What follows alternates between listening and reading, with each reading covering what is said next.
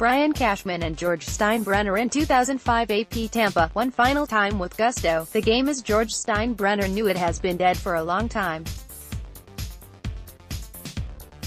And those who think it is coming back are, at best, misguided. Standing in the broiling sun at George M. Steinbrenner Field on Friday morning, Brian Cashman was asked if the boss would have changed with the times or would be pestering the Yankees general manager to sign high-priced free agents Manny Machado and Bryce Harper. Those days are gone. The whole industry is different. That's like 4 basic agreements ago, it seems like. We have revenue sharing and stadium funding since we moved into the new stadium that we're paying a big bill on, said Cashman, who has to be numb to the belief that the boss would have been able to run the current Yankees like he did before rules were introduced to curb spending by large market teams, which also includes the Red Sox and Dodgers.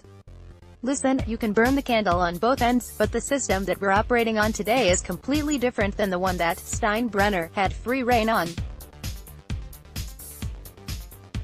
And most of all, the preventive measures that have been put in were because of George Steinbrenner and the New York Yankees. The game now rewards. Reward might not be the right word, but it rewards losing. People who want Hal Steinbrenner to channel his dad don't know that can't happen in 2019 and should consider that before criticizing the son, who operates in a system that would be foreign to his father. I don't pay attention to that stuff, to be honest, Cashman said. I know in this world of social media, there are a lot of haters and judgers and experts that come along the way, and that's fine. And fans are short for fanatics. I get that, too. But our job is to make objective decisions based on real facts. And sometimes I've seen a lot of stuff out there about, hey, the game is the healthiest it's ever been, everybody is talking about the revenue that is generating. But they don't assume expenses are rising simultaneously as the revenues. You can't get all fired up about that inaccurate information. In fairness to people out there, they don't have all of the information. I can't judge them for that, because they're operating on a lack of information and they're also emotionally attached and involved. I think if they were in a better position to get all the data points, they'd understand everything. Cashman recalled the often heated discussions he had when the boss wanted not just all-stars at all 10 positions, but Hall of Famers. I remember many a conversation with the boss, Cashman recalled.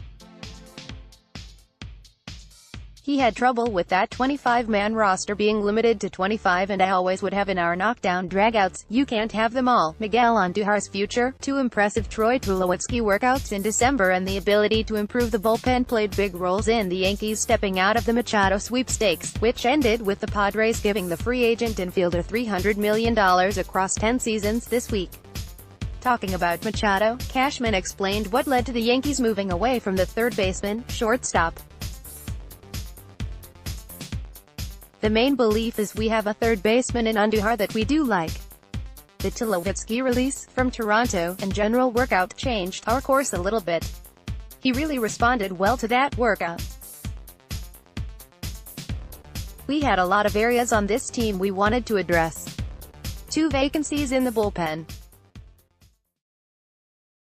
Clearly, we had a vacancy at shortstop with Didi's Gregorius injury, and on top of that we have a young third baseman in Andujar that we believe in, Cashman said. Once the Tulo thing came into play, it kind of changed some of the equation for us. It allowed us to secure a player we were excited about what he potentially could do for us. And we were able to pull down some arms, Adam Ottavino and Zach Britton, that we really like in the bullpen.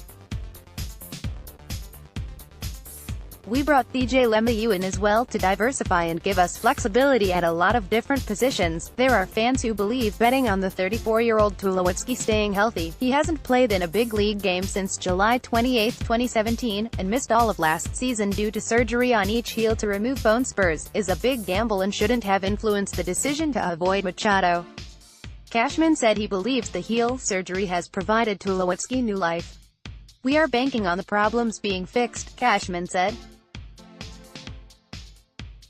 He was going down with a number of injuries we feel were a direct result with the spurs in both heels. Now we obviously feel we have a healthy player, but we also have to recognize he hasn't played in 2 years. We have to be careful how we deploy him and keep him fresh. Additional reporting by Ken Davidoff.